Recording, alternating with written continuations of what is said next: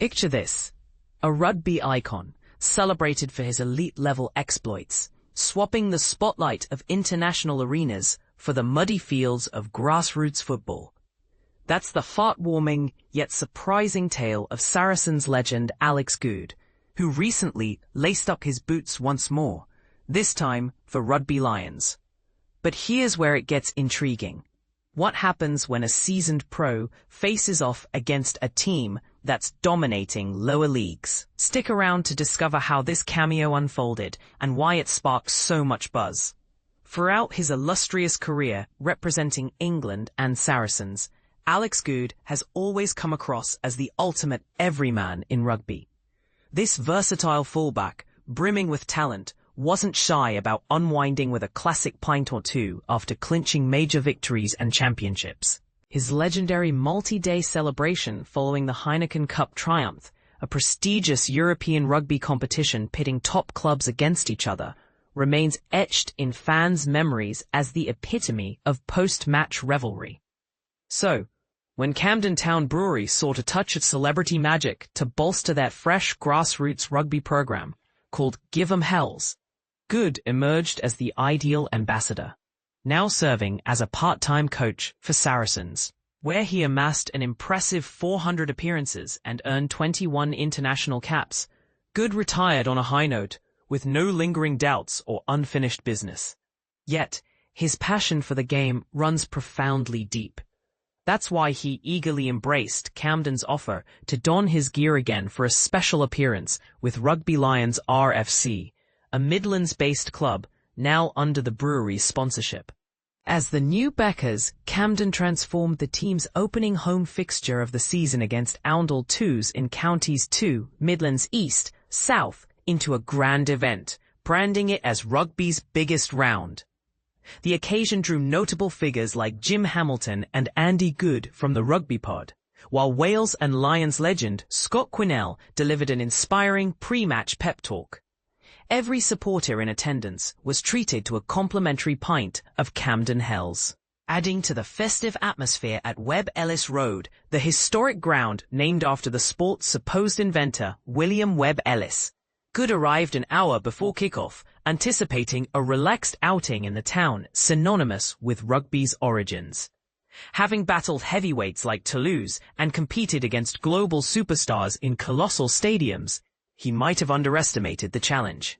"I figured it would be straightforward, just cruising along in a lower division," Goode confessed. But that wasn't the reality at all. The opposition was formidable, having demolished one side 90-10 and racked up a 104-0 lead in another match before it was halted due to the overwhelming scoreline. Goode showed up at 2 p.m., only to find the team already preparing on the pitch, leaving him thinking, "What on earth have I gotten myself into?" The Lions trailed 40-0 when he entered the fray 2 minutes into the second half. Despite the uphill battle, the squad fought valiantly, displaying immense resilience against superior foes. Goode, often praised for his finesse and ball-handling prowess, emphasized the grit that underpinned his teams. "I cherished witnessing that same determination in Rugby Lions," he said. Known for his aversion to defeat, a trait his coaches would confirm, he always seeks a path to victory, no matter the odds. The team managed 2 tries, a feat no one had achieved against this opponent all season, which felt like a small triumph. Playing at full-back, Goode found himself frequently in the thick of the action, executing tackles. "I hoped to avoid them, given my last match was against Bath in May," he admitted. But deep down, "My competitive spirit urged me to contribute fully. I didn't want to seem insincere." Even without flashy plays, he believed the players valued his effort in engaging physically and making solid tackles. "I aimed to prove it to myself," he added. "Wearing the jersey means giving your all, so the team doesn't think you were disinterested." Scott Quinnell later dubbed him, "A lion now, mate," cementing the moment.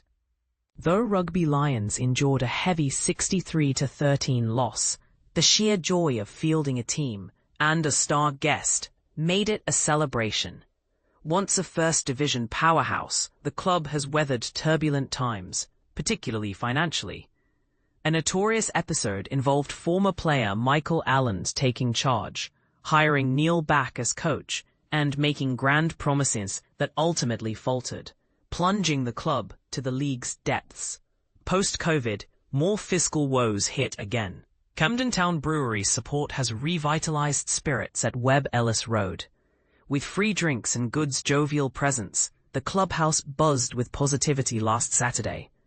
Echoing his early days at Cambridge RUFC, Goode gamely downed a pint of Hells as a light-hearted penalty for his slight tardiness. A far cry from his epic days-long binge after Saracens' 2019 Heineken Cup victory over Leinster, where he partied in full kit. "That story has stuck with me forever," he chuckled. "I didn't remind them we reserve such antics for European Cup wins. This was different. Still, it was a blast playing with a fantastic bunch of guys who fascinated me." At its core, Goode sees this as the essence of rugby, the community-driven grassroots level. "If my involvement aided Rugby Lions in any way, that's wonderful," he reflected. "As for a full comeback, this was a one-time thing. I'm content in retirement," he stated firmly. And this is the part most people miss. In an era where sponsorships can sometimes overshadow the pure love of the game, is this a genuine boost for grassroots rugby or just clever marketing? But here's where it gets controversial. Some might argue that retired elites playing in lower leagues undermines the integrity of amateur sports, potentially creating unfair expectations. Others see it as inspirational, bridging the gap between pros and everyday players. What do you think? Should legends like Goode occasionally return to the pitch, or does it blur the lines between professional and community rugby? Share your opinions in the comments. Do you agree, disagree, or have a counterpoint to add?